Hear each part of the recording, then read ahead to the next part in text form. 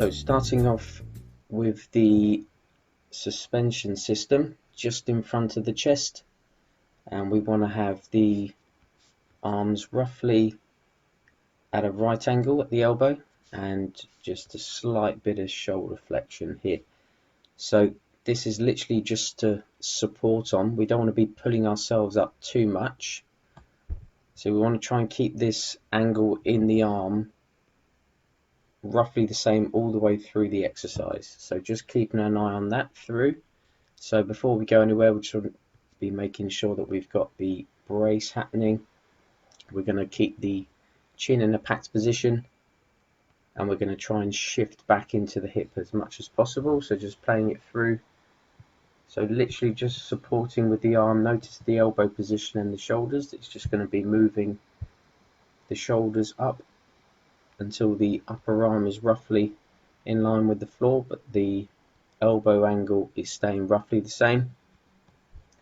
And we're going to be coming down to roughly that parallel position with the upper leg, roughly at around 90 degrees or just below parallel. Just notice the alignment through the spine, so we want to try and keep nice and tall here. This is where it can go a little bit wrong on this particular variation, because you can quite easily start to flex. The lower you go, that lower back is going to start to flex. So we just want to try and keep that as straight as possible. And just regarding the lower leg,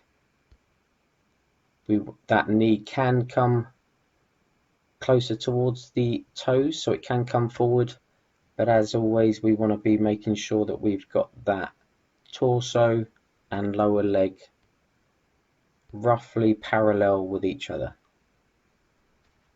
So we're also going to be feeling that whole foot, so we want to have equal pressure within the foot, and we're coming down and we want to feel that stretch within the hip.